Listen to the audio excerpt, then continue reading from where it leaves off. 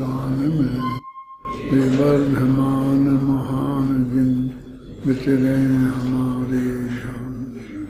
99वीं गाथा का टीका हो गई थी अमृतचंद्र की। अब उस आगे का विषय पढ़ते हैं।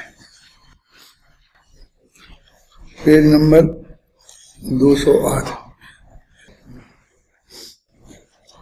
यहाँ यह कहा गया है कि जिस प्रकार द्रव्य के विस्तार का छोटे से छोटा अंश प्रदेश है, उसी प्रकार द्रव्य के प्रवाह का छोटे सा छोटे अंश परिणाम है।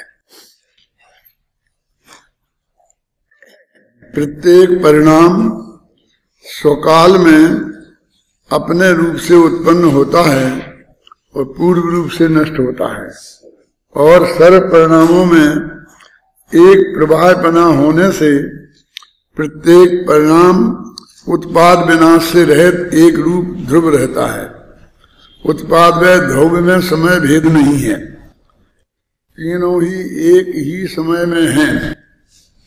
ऐसे उत्पाद व ध्रुव्यात्मक परिणामों की परंपरा में द्रव्य स्वभाव से ही सदा रहता है, इसलिए द्रव्य स्वयं ही उत्पाद व ध्रुव्यात्मक है। देखो, यद्यपि गाथा में टीका में प्रदेश और पर्याय माने विस्तार क्रम और प्रवाह क्रम दोनों को ही बहुत गहराई से समझाया है, लेकिन अब इसमें सिर्फ परिणाम की बात कर रहे हैं, क्योंकि प्रदेश की बात तो उदाहरण के लिए थी। उसमें कोई किसी को शंका भी नहीं है, क्योंकि उसमें हमारा कोई स्वार्थ कभी टकराता नहीं है। हम नहीं चाहते हैं कि हम प्रदेश को यहाँ से बदल के यहाँ ले आए, ऐसा हमारा कोई विकल्प नहीं है। इसलिए अब उसमें और ज्यादा माथा मारने की जरूरत नहीं है। लेकिन पर्यायों में तो हम बदलने की भावना रखते हैं ना। एक वो हमने संचेती जी का उदाहरण देकर के आपको ये बताया था कि जहां हमें बदलने की गुंजाइश दिखती है वहां हम उसमें प्रयत्नशील हो जाते हैं, और जहां हमको ये पक्का पता लगता है कि हम ये बदलने की कोई गुंजाइश नहीं है तो हम वहां प्रयत्नशील नहीं होते हैं। ये भले ही हम कहें कि भाई जीव सबसे अच्छी चीज है, इसलिए कोई जीव क्यों चाहेगा कि वो अजीब हो जाए, है ना। ऐसे तो मोक्ष भी बहुत बढ़िया है, फिर ये अनंत जीव संसार में क्यों रहते हैं, संसार को क्यों चाहते हैं, इसे क्यों नहीं छोड़ना चाहते हैं। मेरे कहने का मतलब, कोई पुद्गल चाहे कि मैं जीव हो जाऊं तो पुद्गल चाहेगा नहीं। और जीव चूंकि सबसे बढ़िया पर्याय है, अच्छी स्थिति है द्रव्य में भी, इसलिए जीव द्रव्य बदलना नहीं चाहेगा। प्रदेशों में गुणों में कोई कभी ये नहीं कहता है 2-4 गुण कम कर दो, बहुत ज्यादा होते हैं इतने, हम तो गिन तक नहीं पाते हैं, देख तक नहीं पाते हैं, क्यों। ऐसे प्रदेशों में भी हमें कोई विकल्प नहीं है कि जैसे गुण अनंत हैं ऐसे प्रदेश भी अनंत होते तो मजा आ जाता ना। क्या मजा आ जाता। ये जीव जैसे लोकाकाश में फैल जाता है ना, केवल ही समुद्रघात में, अलोकाकाश में भी चला जाता, क्योंकि लोकाकाश तो असंख्य प्रदेश का ही है, असंख्य प्रदेश का ही है ना। पूरा फैलने का साइंस तो उसे तभी मिलता ना जब वो अलोकाकाश में जा पाता। लेकिन मेरे कहने का मतलब, आज तक किसी के चित्त में ऐसा विकल्प भी खड़ा नहीं हुआ कि मेरे में गुण कुछ कम है, कि मेरे में प्रदेश कुछ कम है। इनके बारे में कोई शिकायत नहीं हुई। जब जब ऐसी शिकायत होती है कि वो बहुत गुणवान है और मैं नहीं हूं, तो वास्तव में गुण के बारे में नहीं है, वो तो पर्यायों को ही गुण कहते हैं। जब पर्यायों को गुण कहते हैं ना, सहभावी पर्याय, तो उनको फिर वो ऐसा जो जब कहते हैं अच्छे बुरे की बात करते हैं, तो पर्यायों के संदर्भ में है। तो ये बता रहे हैं कि एक तो यही बात बताई इसमें, दूसरे ये बताई है कि उत्पाद व द्रव्य ये तीनों एक समय में होना चाहिए, होते ही हैं मतलब, और हमारे चित्त में वो घटित होना चाहिए। हम एक समय की कोई भी पर्याय है उसको हम पकड़ें तो वो जो विनाश है ना, व्यय है, वो उसका व्यय नहीं है, उसमें व्यय है, लेकिन व्यय तो पूर्व पर्याय का है। ऐसा नहीं कि दो पर्यायों में घटित हुआ वो, लेकिन उस पूर्व पर्याय का व्यय वर्तमान पर्याय में अभी है। क्या है? व्यय है। और उत्पाद उस पर्याय का उत्पाद है ही, क्योंकि एक समय में उत्पाद होता है और एक ही समय की उसकी स्थिति है, तो वो उत्पाद ही की तो है ना। अभी ध्रुव कि एक समय में ध्रुव कैसे रह जाएगा? ध्रुव को तो अनंत काल चाहिए है? तो जो अनादि से लेके अनंत काल तक इसका ध्रुव स्वभाव है ना, जैसे अपन त्रिकाली कहते हैं, ध्रुव कहते हैं, तो वो उसका एक वर्तमान अंश भी है ना,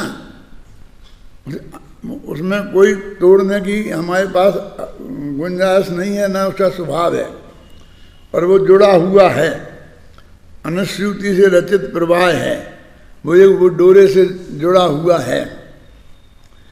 लेकिन वो अलग अलग भी हैं, एक एक समय की पर्यायें एक दूसरे से भिन्न भी हैं, क्योंकि पहले की पर्याय में सुख था, दूसरी पर्याय में सुख नहीं है, पहले की पर्याय में दुख था, दूसरी पर्याय में, अगली पर्याय में सुख आ जाएगा, है ना।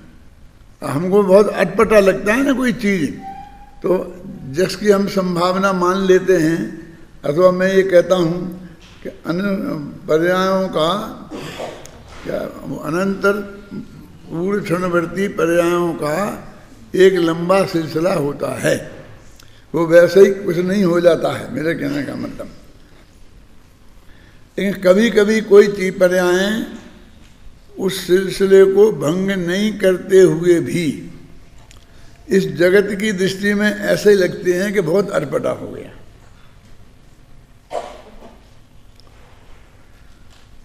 चौबीस तीर्थंकर के हमने चरित्र पढ़े हैं, और सभी तीर्थंकरों को वैराग्य भी हुआ है। पहले राग में भी थे, शांतिनाथ जैसे 96,000 शादियां करके 6 खंड की विभूति वाले थे, और ऐसे जीव वैरागी भी हुए हैं ना। तो वहां हम ऐसा क्यों नहीं कहते हैं कि देखो तो क्या क्या गजब हो गया, एक समय पहले 96,000 पत्नियों के प्रति राग, और एक समय बाद एक भी नहीं। हम क्या समझते हैं कि धीरे धीरे टूटना चाहिए था, पहले 2 छूटती, फिर 4 छूटती, फिर रोजाना 10-10 छोड़ने लगते क्यों? ऐसा साल 2 साल में पूरी छूट जाती है। लेकिन ऐसा ही होता है ना,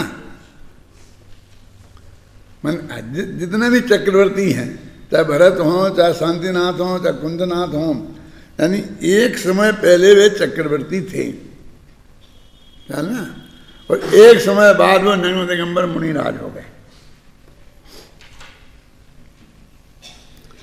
अब उसकी बात आप छोड़ो, बाहर के परिग्रह की बात। अब उनका 7वां गुण स्थान हो गया, चौथे से सीधा 7वां हो जाता है ना, चले जाते हैं, फिर 6वें में आ गए, फिर 7वें 7वें में झूलने लग गए। तो आप ऐसा क्यों नहीं कहते कि एक समय पहले इतना राग था, वही राग एकदम ये टूट गया? क्यों टूट सकता है ना, लेकिन फिर भी हमने कुछ ऐसी बात मान रखी है कि हम चक्रवर्तियों के लिए कोई आश्चर्य नहीं करते हैं, उन तीर्थंकरों के लिए कोई आश्चर्य नहीं करते हैं। सहज भाव से हम दीक्षा कल्याणक भी वैसे ही मनाते चले जाते हैं, धर्म कल्याणक, दीक्षा कल्याणक हैं। अब नेमिनाथ का ऐसा हो गया क्या कि वो बारात लेके गए थे, तो वो जरा बहुत सेंसिटिव बात हो गई क्या? ऐसा क्या थी, ऐसा क्या थी? एक मिनट इतना राग था, शादी करने का राग था, हैं, सब बात का था पूरा, और एक में बात क्यों? ठीक है, एक ही समय में मिटता है भाई साहब। हर जगह वो वस्तु का स्वभाव हमने समझा होता कि जिनका जितनों का हुआ है राग से वैराग्य, वो एक समय पहले रागी थे और दूसरे समय में वैरागी हो गए। स्वरूप तो वस्तु का ऐसा ही है, इसलिए अद्भुत तो कुछ नहीं हुआ। ख्याल में है ना। अब घर पे ही बैठे होते और कुछ नहीं होता, सगाई मंगाई हुई नहीं होती और उन्हें वैराग हो जाता। वे पशुओं को तो तब भी देख सकते थे, उनका क्रंदन तो तब भी सुन सकते थे। शादी की बात के लिए क्या जरूरत थी? श्री कृष्ण की ये समझ में नहीं आया कि इस शादी से इसे जोड़ने की क्या जरूरत है? पहले तीव्र राग का निमित्त जोड़ाया और बाद में तीव्र वैराग का निमित्त जोड़ाने की कोशिश करने लग गए। क्या मतलब हुआ इसका? इसका मतलब ये हुआ, पहले ये समझ में आ रहा था कि राग में फंस जाएगा तो उलझ जाएगा तो मेरा झंझट संकट खत्म हो जाएगा। फिर लगा कि नहीं नहीं, राग वाले तो हम जैसे बहुत लोग हैं जो उसमें भी खूब उलझ रहे हैं और राग में भी, स्त्री पुत्रादि के राग में भी उलझे रहते हैं, वो धमाधम भी करते रहते हैं, है ना। झगड़े टंटे भी करते रहते हैं, राजनीति भी करते रहते हैं, और ऐसे भी रहते हैं। इसलिए ये रास्ता ठीक नहीं है, चलो ये करना चाहिए। उनके विकल्प कुछ भी हो सकते हैं, लेकिन नेमिनाथ का वैराग तो स्वकाल में ही हुआ है ना। तो मैं तो यहाँ तो सिर्फ इसलिए बता रहा हूँ कि एक समय पहले की पर्याय चौथे गुणस्थान की हो सकती है, एक समय बाद की पर्याय सातवें गुणस्थान की हो सकती है। हम गोमर सार में पढ़ी है आवक जावक कि कौन से गुणस्थान में किस गुणस्थान में जा सकता है और किस गुणस्थान से कौन से में आ सकता है, तो उसमें बताया है ना। तो ऐसा एक हो गया तो क्या हो गया? अभी क्या समझते हैं लोग कि अभी घर गृहस्थी छोड़ के चले गए। मैंने बहुत किताबें पढ़ी तो ऐसे पागलों जैसी बातें, मतलब पागल जैसे लगते हैं लोग। कैसे? वो नेमिनाथ को समझाने पहुंच गए, वो नेमिनाथ को समझा रहे। ये अपने तीर्थंकर बोलते नहीं हैं, ये बातें सब बातें पक्की हैं ना, लेकिन वे तो पहुंच गए और उस नेमिनाथ जवाब दे रहे नहीं, और ऐसे ऐसे उन्होंने बहुत समझाया, फिर उन्होंने मानी नहीं। नहीं, आराम से रहना, घर में रहना, पत्नी के साथ रहना, राज्य करना, लेकिन उनको राज और पत्नी ही दिखती है। ये नहीं दिखती है कि वो तीन कसाई के अभाव हो गया जो राग का, वो कहाँ से आएगा? समझे क्या कहा मैंने? समझ में आया ना। वो जो एकदम छठवें सातवें गुणस्थान में चले गए ना, अभी एक ही कसाय का अभाव था अनंतानुबंधी का, अब प्रत्याखाना वर्ण और अप्रत्याखाना वर्ण का अभाव और हो गया। वो एकदम कैसे आ जाएगा? तेरे समझाने से आ जाएगा?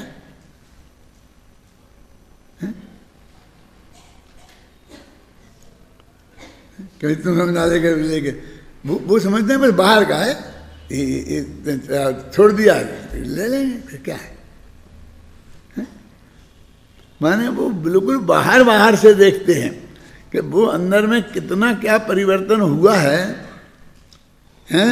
और वो परिवर्तन उनके अनंतर पूर्ववर्ती पर्यायों के क्रमबद्ध ऐसा जो जितना उसको वो जरूरी है ना, उतना उनको पर्यायों का ऐसा हुआ भी होगा।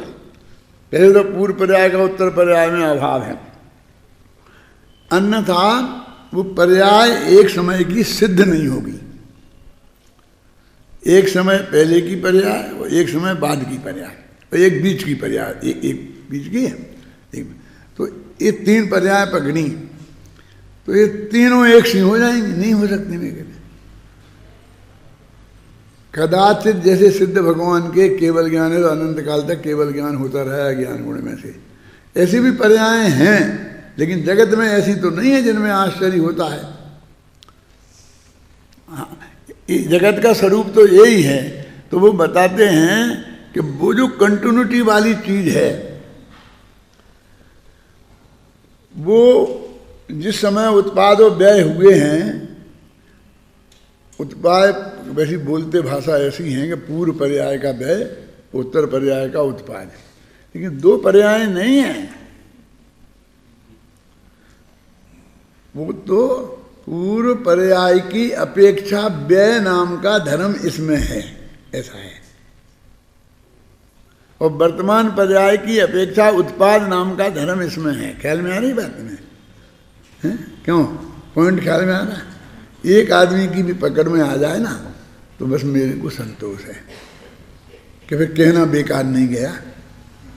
बाकी तो अपने अपने भाग्य की बात है? जितना वो उपयोग लगाएगा उतनी समझ में आएगी। देखो तो वो तीनों का एक समय है।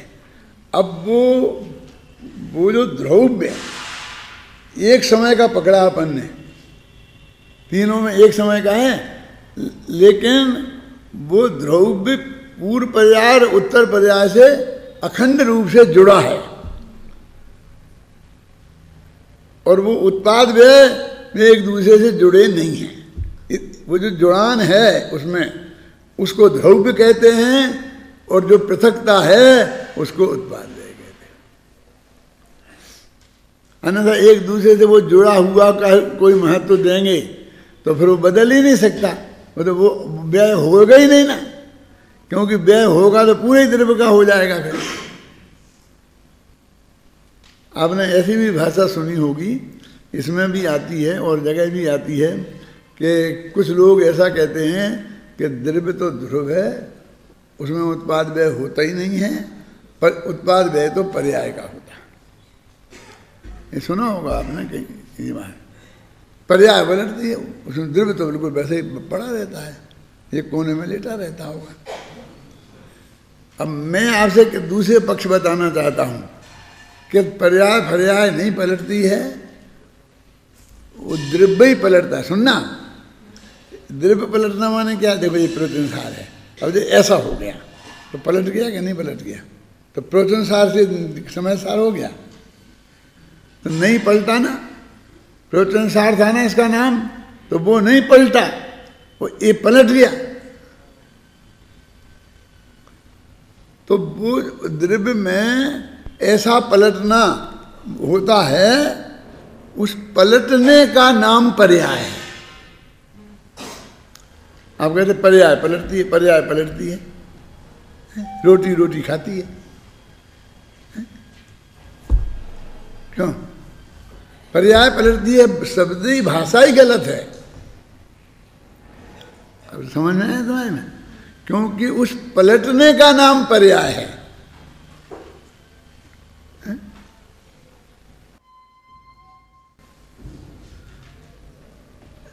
एक दफे मैंने शायद बताया था आपको कि हम भक्तांबर पढ़ते थे, गुरुजी पढ़ाते थे, जितने भी छंद उन्होंने पढ़ाए होंगे, तो पढ़ाते पढ़ाते 8वें छंद पे आए, तो उसमें कहे बोलो,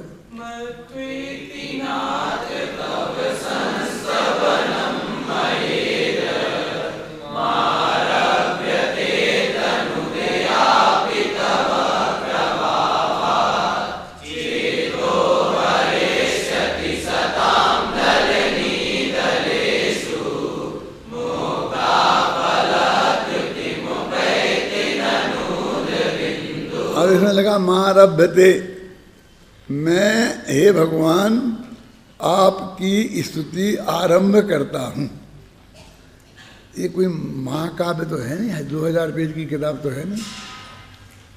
48 तो काव्य हैं, 8 तो इनने इसमें ही निकाल दिए, और अब तो ये शुरू कर रहे हैं। क्यों स्तुति अब तो शुरू कर रहे हैं? क्यों? हमने ऐसा पूछा गुरुजी को, अब शुरू कर रहे हैं ये, तो अभी तक क्या कर रहे थे? तो उन्होंने कहा अभी तक भी स्तुति ही कर रहे थे। ऐसे ही होती है स्तुति। हे भगवान, हम आपकी स्तुति नहीं कर सकते हैं, हमें इतनी बुद्धि नहीं है, फिर भी हम बहुत कम बुद्धि वाले हैं, फिर भी हम कोशिश करके देखते हैं। तो कब करोगे? जरा करके बताओ ना, हम उसे देख लेंगे तुमने ठीक करी कि नहीं करी।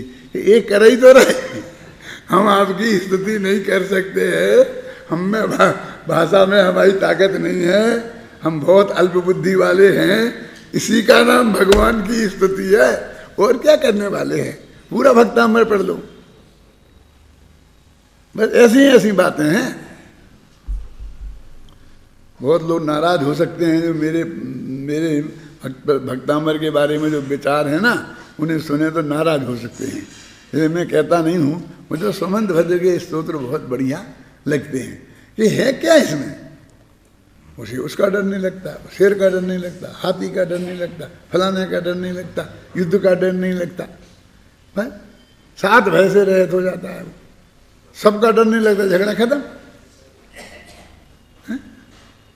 फिर हम लोगों ने उसे बना दी कि ये बीमारी दूर करने का छंद है। कौन सा? 45वां बोलो। उद्भूत भीषण जलोदर भार भुगना सोचाम दशाम मुपेगता च्युत जीवेतासा। बस क्या कहते हैं? उद्भीत भीषण, ऐसा भयंकर रोग हुआ। भीषण माने भयंकर। कौन कौन? जलोदर, वो पेट में पानी भर जाता है, निकालते हैं वे डॉक्टर लोग। उद्भीत भीषण जलोदर भार भोगना। भार भोगना माने बहुत जोर की भूख लगना, जो समुद्र को हो गया था। कितना ही खाओ और पच जाता है फटाफट। हमारी तो समस्या है कि खाना पचता नहीं है। एक दिन शादी विवाह में गरस खा के आ जाएं तो फिर 3 दिन तक रेचक दवाइयाँ लेनी पड़ती हैं। क्यों? उनको ऐसी बीमारी, भार भोगना, समझेंगे ना? भार भोगना माने जैसे भाड़ में, भाड़ समझते हो, वो चने वने सिकते हैं, वो गरम गरम लगाते हैं, उसमें कितना ही ईंधन डालो वो जल जाता है ना। कितना ही ईंधन इस पेट में डालो अब भस्म हो जाए। भस्मक व्याधि जिसे आप बोलते हो, उसे बोलते भार भोगना, रोग का नाम। उद्भीत भीषण जलोदर भागे रोना सोचाम दशाम मुपेगत च्युत जीवेतासा। सोचनी अवस्था हो गई। देखो, सोचाम दशाम मुपगता, क्लियर है ना? अब क्या करें, अब क्या करें? ऐसी सोचनी दशा हो गई। और च्युत जीविताशा, अब जीवन की आशा नहीं रही। क्यों? बस नहीं बताया। फिर क्या होता है? तो पाद पंकज जिन्हों मृत दिग्ध देहा मृता भवंती मकर ध्वज रूप हुआ। मृत मनुष्य लोग मकर ध्वज जैसे रूप वाले हो जाते हैं। मकर ध्वज कौन होता है? वो कामदेव, समझे ना? कामदेव जैसे सुंदर हो जाते हैं, बढ़िया एकदम तक हो जाते हैं। अब उन्होंने देखा क्या तो अब बोले जाओ बोले जाओ। हमने तो बहुत बोला, लेकिन हमारा तो जुकाम भी ठीक नहीं हुआ। कि नहीं साहब, वो हर रोग की अलग बीमारी है भाई। यदि वो कुष्ठ रोग दूर करना हो तो भक्तामर पड़ा, सिद्धचक विधान कराया जाता है। इसमें तो क्लियर लिखा था ना, सभी बीमारियां लिखा ना, कौन कौन से। ये भार भुगना, ऐसी ऐसी ऐसी ऐसी सब नाम, इसमें कोई 1 का 2 का नाम नहीं दिया है। ये सभी ठीक हो जाएंगी, लेकिन कुछ नहीं होती हैं। तो ऐसी ऐसी सब बातें लिखी हैं।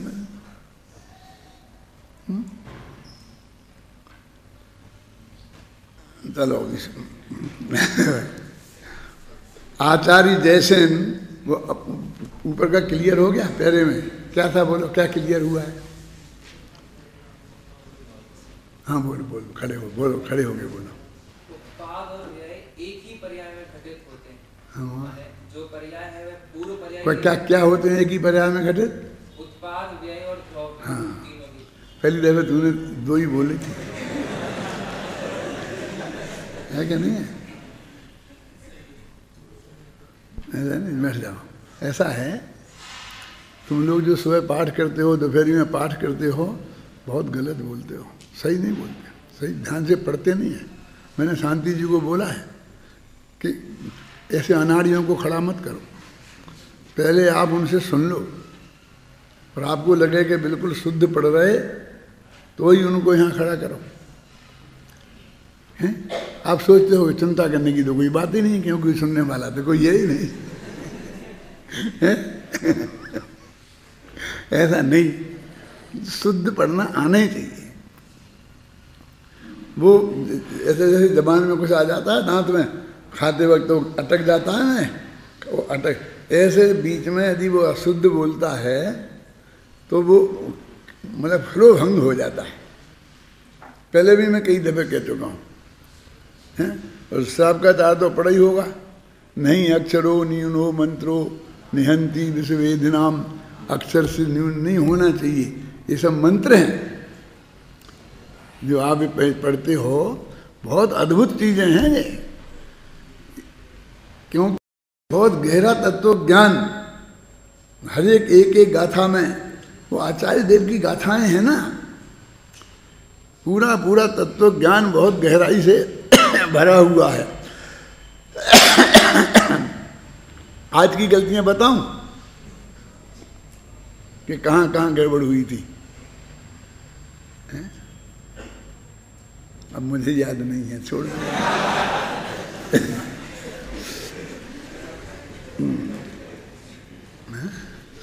आचार्य जयसेन इस गाथा के भाव को मुक्तात्मा पर घटित करके समझाते हैं।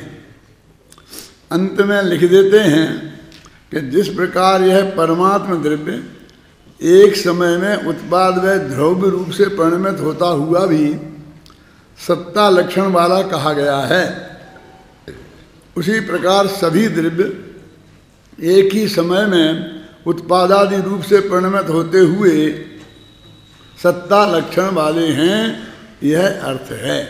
माने ये सत्ता काय की प्रकरण चल रहा है, सत्ता का प्रकरण चल रहा है। सत्ता स्वरूप, सत्ता का स्वरूप क्या है? सत्ता माने अस्तित्व नाम का गुण। जगत में सब चीजें हैं, वो हैं का स्वरूप क्या है? अनंत गुण है ना, उसमें से हम अलग सत्ता गुण को परिभाषित करें तो वो कैसा होगा? क्योंकि अनंत गुण में सत्ता गुण का रूप है, इसलिए अनंत गुण भी अस्तित्व वाले हैं। ज्ञान का अस्तित्व है, दर्शन का अस्तित्व है, चारित्र का अस्तित्व है, सुख का अस्तित्व है, वीर का अस्तित्व है। ये अस्तित्व है कहाँ से आया? वो अस्तित्व गुण का उनमें रूप है, उसकी वजह से आया। और अनंत गुण में ज्ञान गुण का रूप है, तो वे सारे गुण ज्ञान स्वरूप हैं। ख्याल में है ना? चेतना है, अपना पूरा आत्मा चेतन है ना, पूरा आत्मा में अनंत गुण है, तो अनंत गुण में चेतन नाम का एक गुण है। तो वही चेतन है कि बाकी के सब गुण भी चेतन है, कि पूरा आत्मा चेतन है, पूरा आत्मा है ना। तो ऐसा इनका परस्पर में बहुत गुथाव है, वो हमारी समझ में आना चाहिए। देखो, वे कभी अलग नहीं हो सकते, ना गुण, ना प्रदेश और ना पर्याय, और कभी टूट नहीं सकते। बस ये दो बातें हमारी समझ में आना चाहिए। कौन कौन सी? वे कभी टूट के अलग नहीं होंगे और कभी एक नहीं होंगे, अलग अलग भी रहेंगे, अनंत गुण। और अभी इनका गुथाव कैसा है, मुझे कोई अच्छा उदाहरण ख्याल में नहीं आता कि आत्मा का एक प्रदेश है, उसमें सब अनंत गुण है, हर प्रदेश में अनंत गुण है। तो गुण तो वो एक ही है, असंख्य होना चाहिए ना असंख्य प्रदेश में जाने के लिए, असंख्य ज्ञान गुण होना चाहिए कि नहीं? वो एक ही गुण सब में चला जाएगा। प्रदेशों में ऐसा एक गुण दूसरे में जाता है। ऐसे किस तरह से अंदर से इनका गुथाव है और किस तरह इनका अलगाव है। अपन कहते हैं ना, वो परिवार तो भाई साहब 50 आदमी का परिवार है, एक चौका चलता है। क्या समझ आई ना? कब बे न्यारे उनको अपने लोग अलग हैं कि आपको दिखते ही नहीं कि अलग हैं। मैंने अच्छा, तो आप राम स्वरूप को श्याम स्वरूप बोल देते होंगे, आपको राम स्वरूप और श्याम स्वरूप में अंतर नहीं दिखाई देता? देखो, अंतर भी दिखाई देता है और अंतर नहीं है वो भी दिखाई देता है, और वो दोनों हैं। वो दोनों में परस्पर विरुद्ध नहीं है कि अंतर होगा तो वो अंतर नहीं होने का विरोधी हो और अंतर नहीं होने का विरोधी हो, ऐसा नहीं है। तो जैसे निपट गए ना, उक्त कथन से क्रमबद्ध पर्याय की सिद्धि होती है। अब ये बात आई है दूसरी, है ना, कौन से कथन से? हाँ, उत्पादवय ध्रुव के ये स्वरूप जो बताया है उससे क्रमबद्ध पर्याय की सिद्धि होती है। यह सुनिश्चित होता है कि जिस द्रव्य की जो पर्याय जिस विधि से जिस समय होनी है उस द्रव्य की वह पर्याय उसी विधि से उसी समय उत्पन्न होगी, आगे पीछे नहीं। ये बात सिद्ध होती है। अब जो लोग कहते हैं ना कि क्या लिखा है, क्रमबद्ध कहाँ है, कौन से शास्त्र में है, हैं? आप शास्त्र का नाम बताओ, सब ऐसे ही चलता रहता है। क्रमबद्ध कौन से शास्त्र में है, वो कहते फलाने गुणस्थान में फलाना होता है, वो कौन से शास्त्र में है, हमें निकाल के बताओ और निकाल के ले जाओ, तो बस कुछ ना कुछ ऐब निकाल के रिजेक्ट कर देते हैं। क्या ये तो पंडित का है, ये तो हिंदी भाषा का है, तो संस्कृत भाषा प्रमाण है, वो हिंदी भाषा प्रमाण नहीं है। संस्कृत भाषा के हम ऐसे ऐसी किताबें ला के आपको बता दें कि मैं झूठों को श्रद्धा आता है। वो कहते ही हैं कि हम ये कथा जो लिख रहे हैं हम, वो झूठ की कथा लिखते हैं, उसके नाम ही ऐसे हैं उनके। क्या ये काल्पनिक कथाएं हैं, ये सब नहीं है। तो संस्कृत भाषा सब प्रमाण होता है। हम लोग कैसे दिमाग में क्या घुस गया है, और हिंदी भाषा सब गलत होता है। मैंने भाषा से कोई आदमी करता है, कोई प्रांत से करता है, कोई किसी से करता है, कोई आचार्य की बात कहता है। ऐसी राजस्थान में एक बहुत बड़ा पंडित हो गया है, टोडरमल जी की बात नहीं कह रहा हूँ, उनसे भी बड़ा, जिसका नाम है पंडित आसाधन।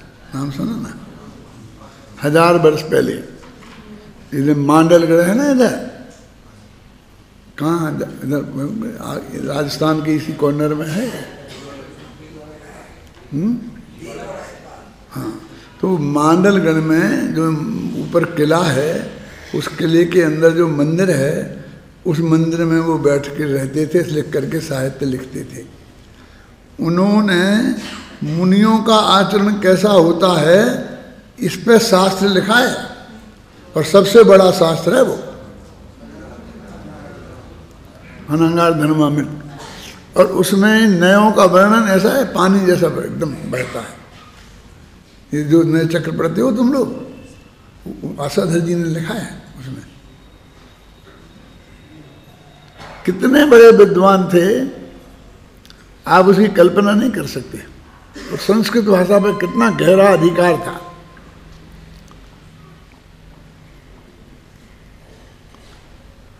ये भाषा से क्या होता है, भाषा पे तो किसी का भी कैसे भी अधिकार हो सकता है।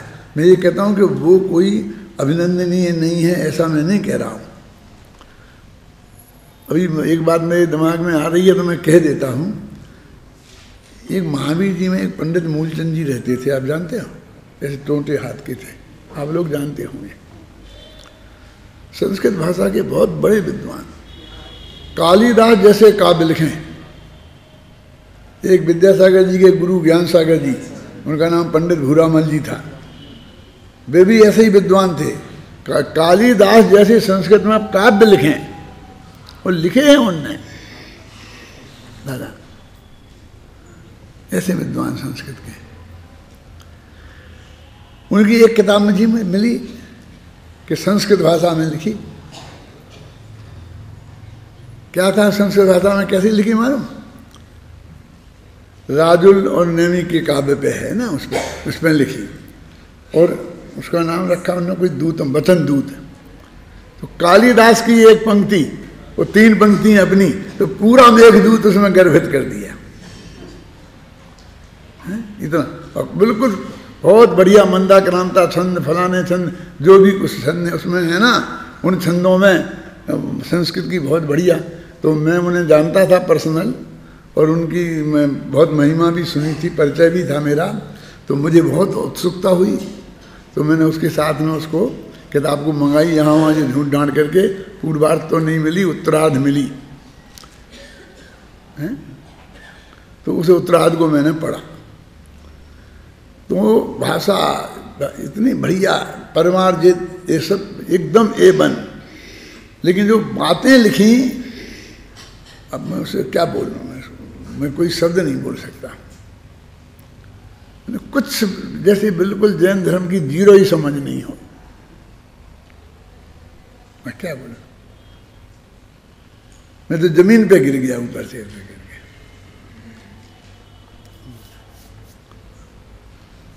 जब हम सबसे पहले पढ़ने गए थे पाठशालाओं में ना, तो जिस विद्यालय में भर्ती हुए थे उसके वो हेडमास्टर थे उस वक्त।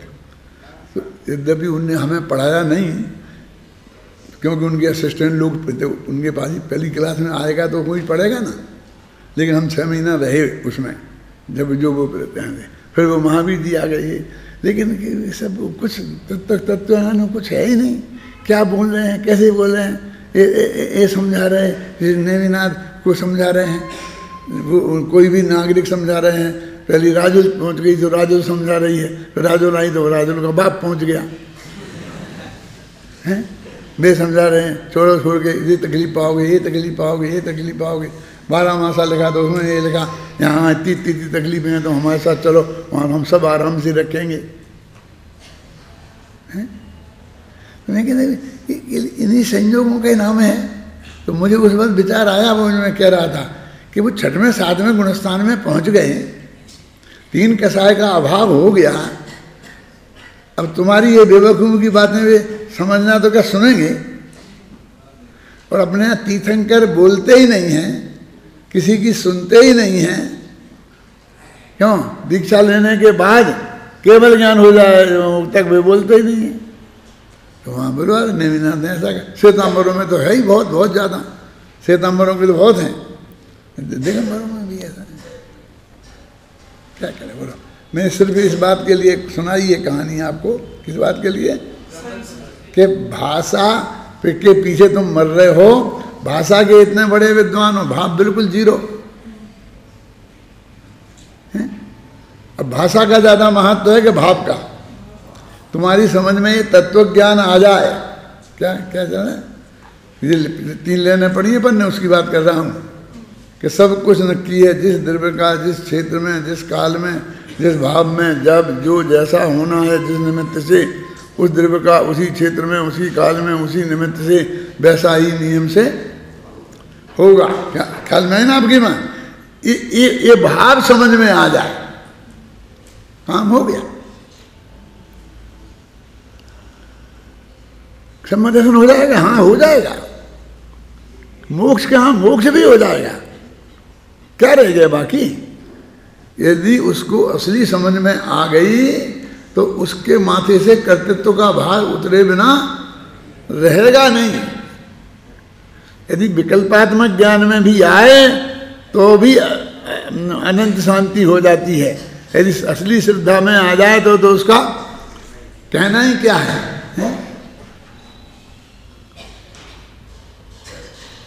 यानी उसमें से एक पंक्ति का भाव भी मैं नहीं लिख सकता हूँ कभी अपने में लिख रहा हूँ। क्यों? क्या इसमें मैं लिख नहीं लिख सकता? क्या है? ऐसी बातें करूँगा।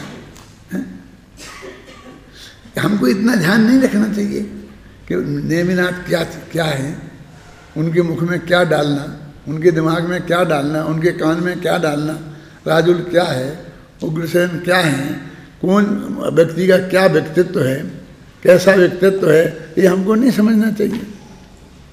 क्या आपको जो मन में आए वो सब हम बोल सकते हैं?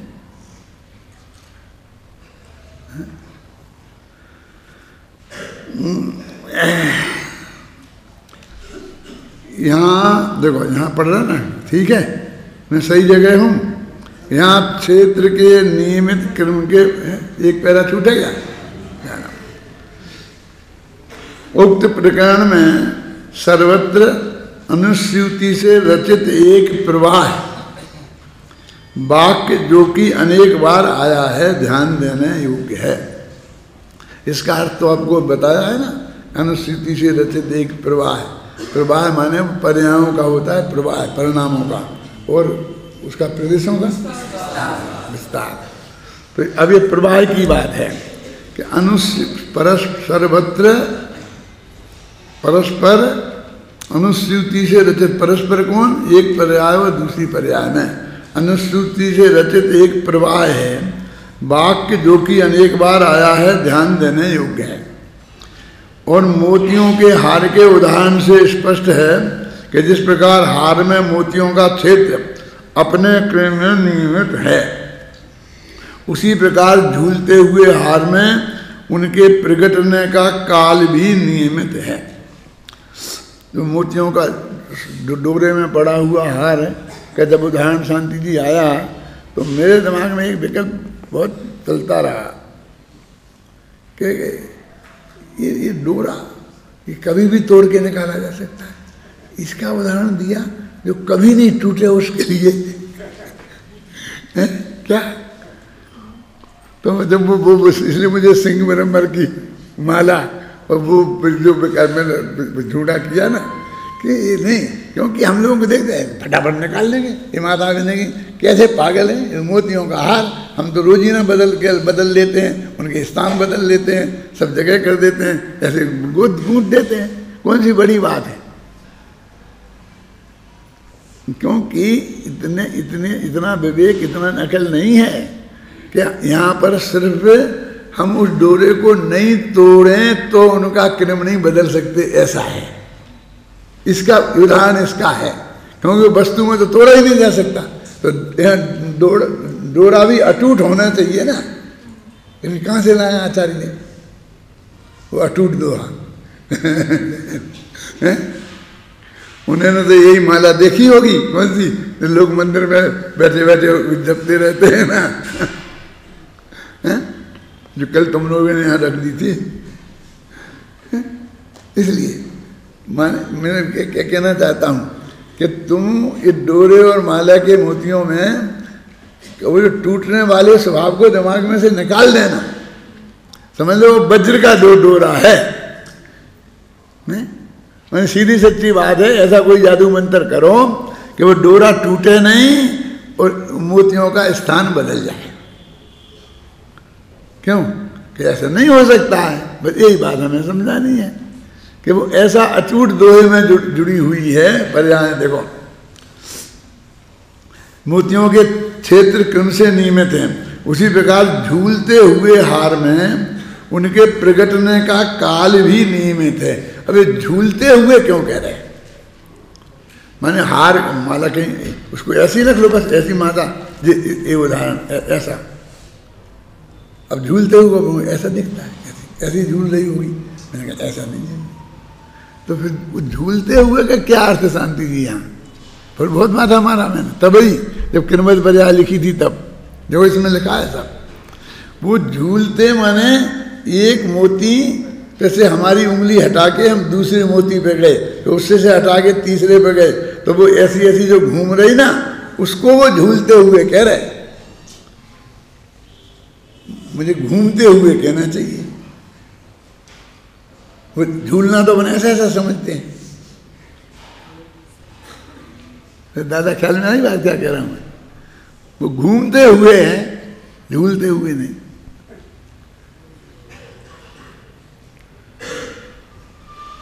तो अभी ये क्या बात समझा रहा है यहाँ पर जो मैं अभी पढ़ूंगा, मैं पहले समझ लो तुम। मैंने गंगा जी को उदाहरण देके समझाने की कोशिश की थी कि गंगा से एक पानी वहाँ से बहा तो वो कहाँ कहाँ जाएगा उसका वो रास्ता नक्की है ना। तो ये नक्की है कि यहाँ जाएगा, तो वो जिस रफ्तार से जा रहा है तो ये भी नक्की है कि वो कब कहाँ पहुँचेगा। समझ में आया ना। ऐसा समझ लो अपन बाई कार यहाँ से दिल्ली जा रहे हैं और इतनी 1 घंटे की 50 किलोमीटर की रफ्तार से जा रहा है, 250 किलोमीटर दिल्ली है। तो और अब हम जानते हैं कौन से गांव कितनी किलोमीटर दूर है, तो हम बता देंगे ना, अच्छा निकले हुए 1.5 घंटा हो गया, तो वो कहाँ पहुँच गए होंगे, मिडवे पे पहुँच गए, जो भी समझ लोगे, हमें तो नाम ही भूल गया, कोटपुतली पहुँच गए होंगे, समझ गए क्या मिलता है रास्ते में, समझ गए ना।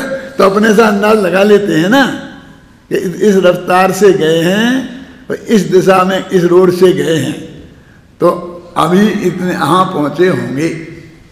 तो ऐसे ही एक एक क्षेत्र से एक एक काल बना है, एक है,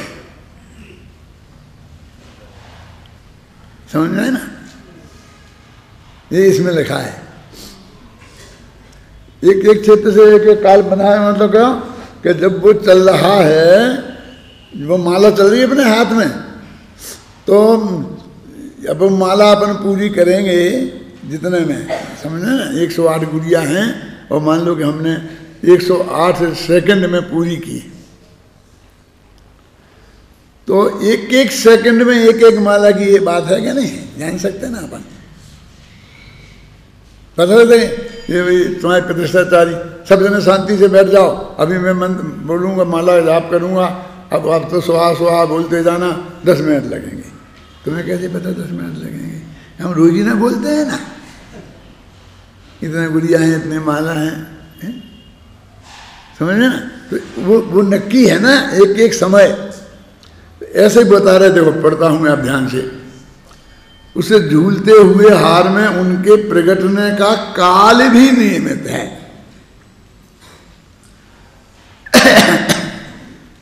एक एक दिखेगा ना तुम्हें, तो कब कौन सा मोती दिखेगा ये भी नक्की है, क्योंकि वो एक रफ्तार से घूमती है, घड़ी घूमते ना थी अपन जानते थे, अभी अपन सब नहीं जानते हैं कि ये घड़ी 3 घंटे में 3 नंबर पे आ जाएगी।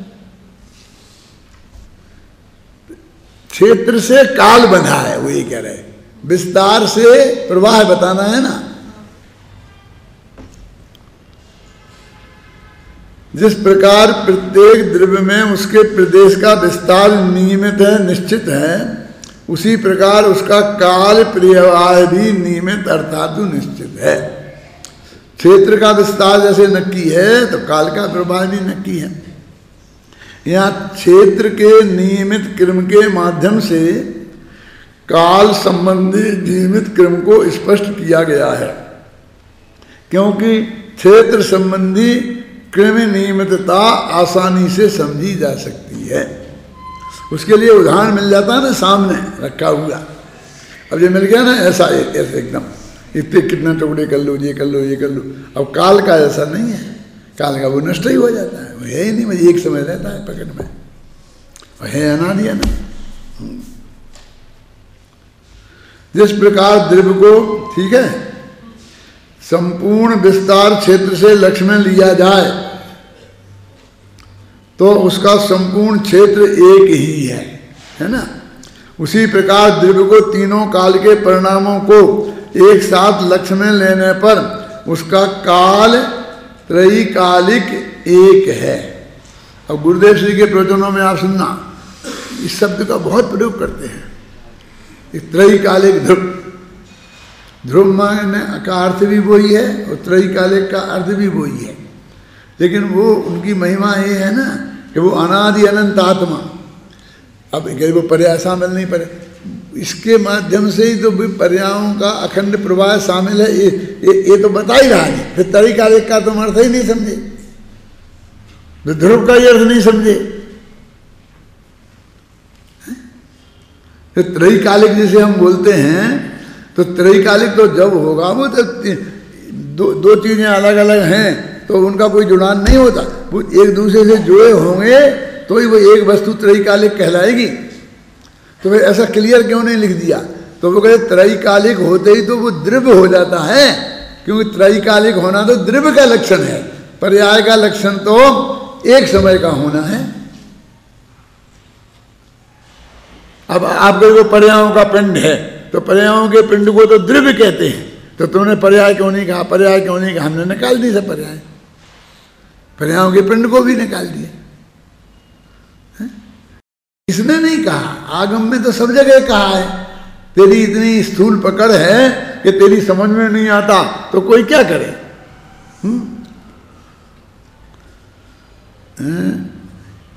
कहाँ पढ़ रहे हैं? जिस प्रकार द्रव्य के विस्तार क्रम का अंश प्रदेश है, यही है ना, उसी प्रकार प्रवाह क्रम के अंश का नाम पर्याय है। यद्यपि यह कथन संपूर्ण द्रव्यों की अपेक्षा से है, पर यहाँ विस्तार क्रम को यदि आकाश द्रव्य की अपेक्षा समझें तो सुविधा रहेगी। पहले कहा था ना, हमने जीव पे नहीं घटाया, आकाश पे। जिस प्रकार अनंत प्रदेशी आकाश का जो प्रदेश जहाँ स्थित है वह वहीं रहता है, उसका स्थान परिवर्तन संभव नहीं है, उसी प्रकार सभी द्रव्यों में प्रदेशों का क्रम नियमित है। यही बात यहाँ मोतियों के हार के दृष्टांत से स्पष्ट की गई है कि मोतियों के हार में जो मोती जहाँ स्थित है उनका स्थान क्रम परिवर्तन संभव नहीं है। यदि आकाश अचल द्रव्य है और जीव और पुद्गल सचल सक्रिय द्रव्य हैं, अंतर क्या है ना आकाश में और जीव पुद्गल में, ऐसे बदलते रहते हैं, संकोच विस्तार में होते रहते हैं, चलते रहते हैं, यहाँ के यहाँ होते रहते हैं ना, अंदर अपनी मर्यादा के भीतर। हाँ, यद्यपि आकाश अचल द्रव्य है और जीव और पुद्गल सचल द्रव्य हैं, तथापि झूलते हुए हार की बात कहकर यह स्पष्ट कर दिया गया है कि जिस प्रकार झूलते हुए हार में भी मोतियों का स्थान क्रम नहीं बदल जाता, तो झूलेगा तो बदल जाएगा। जैसे मैंने कहा था ना कि यदि हम एक किताब को लपेट लपाट के रूमाल को ऐसा कर दिया तो क्रम बदल गया, ऐसा नहीं बदलेगा, ये कहने का मतलब है।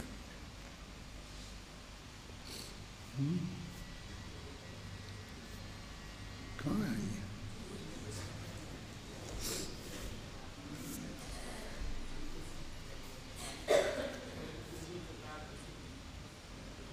उसी प्रकार जिस प्रकार आकाश आदि द्रव्यों का विस्तार क्रम नियमित है, उसी प्रकार उनका प्रवाह क्रम भी नियमित है। जिस प्रकार नियमित विस्तार क्रम में फेरफार संभव नहीं है, उसी प्रकार नियमित प्रवाह क्रम में भी फेरफार संभव नहीं है। जिस प्रकार प्रत्येक प्रदेश का स्वस्थान निश्चित है, उसी प्रकार प्रत्येक परिणाम का स्वकाल भी निश्चित है। जिस प्रकार सिनेमा की रील की लंबाई है, उस लंबाई में जहाँ जो चित्र स्थित है वह जो कल मैंने सिनेमा का उदाहरण दिया था ना, वह वहीं रहता है, उसका स्थान परिवर्तन संभव नहीं है। उसी प्रकार चलती हुई रील में कौन सा चित्र किस क्रम से आएगा यह भी निश्चित है, उसमें भी फेरफार संभव नहीं है। आगे कौन सा चित्र आएगा भले ही इसका ज्ञान हमें ना हो, पर इससे कोई अंतर नहीं पड़ता, आएगा तो वह अपने क्रम में ही। हमें इतना ज्ञान हो तो हमारा कि जो आना है वो ही आएगा, इतना ही पर्याप्त है। किस समय कौन सी पर्याय आएगी ये तो जब हमें केवल ज्ञान होगा तब हम जानेंगे, और उतने जानने की जरूरत भी नहीं है सम्मा दर्शन होने के लिए।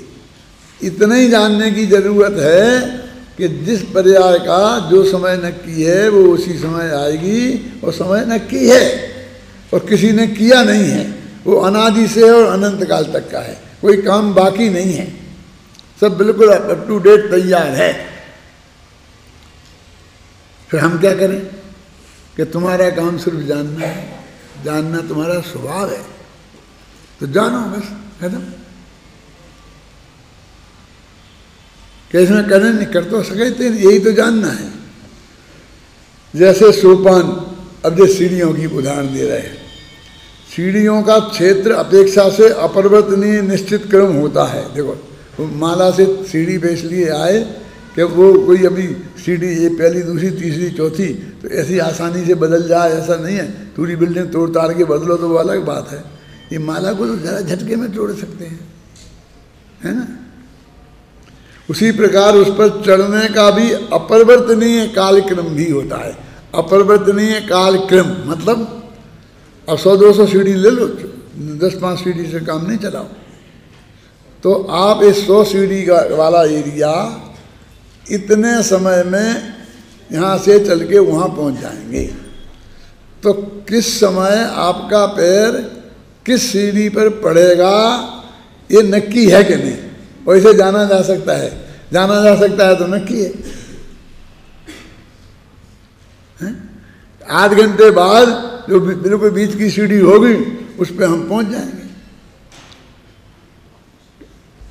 अब क्या कह रहा है, उस क्षेत्र से, उस क्षेत्र पर हम चलेंगे तो जैसे उस क्षेत्र का क्रम नक्की है और वो क्रम अपरिवर्तनीय है, उसका परिवर्तन संभव नहीं है उसमें, ऐसे ही वो काल का भी क्रम है और वो भी ऐसा ही अपरिवर्तनीय है। नहीं तो तेज चल जाऊंगा जल्दी पहुंच जाऊंगा, ऐसा नहीं। ऐसे द्रव्यों में नहीं होता है कि तेज चल जाऊंगा तो ऐसा हो जाएगा, फलाना जगह हो जाएगा, ऐसा हो जाएगा, ऐसा नहीं।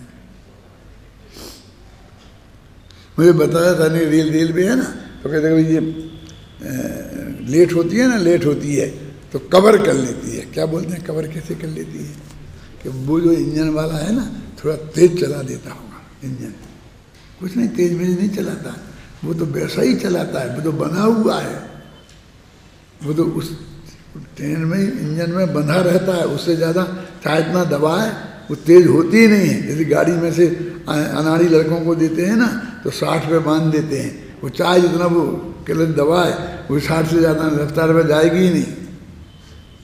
तो फिर ये कवर कैसे हो जाती है? ये क्या करते हैं, जब टाइम टेबल बनाते हैं ना तो उस टाइम टेबल में एक जंक्शन से दूसरे जंक्शन के बीच में घंटा आध घंटा का गैप रख लेते हैं कि कभी लेट होगी तो उसके लिए समझे ना। मतलब वो जैसे यहाँ से लगना है 1 घंटा तो उसे 70 मिनट गिनेंगे,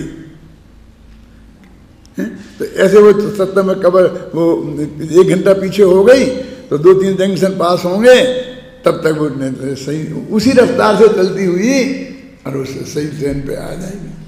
जो कवर होना बोलते हैं ना, कवर कैसे हो जाती है, कवर ऐसे होती है। एक नियम है इनका कि समय के पहले गाड़ी पहुंच तो सकती है लेकिन रवाना नहीं हो सकती। जिस टाइम रेलवे स्टेशन का जो समय लिखा है उससे पहले रवाना नहीं हो सकती। यदि वो रवाना पहले हो जाए तो सवारी दावा कर दे लाखों रुपए का, तुमको हर्जाना देना पड़े, क्योंकि उस हिसाब से वो स्टेशन पे पहुंचेगा।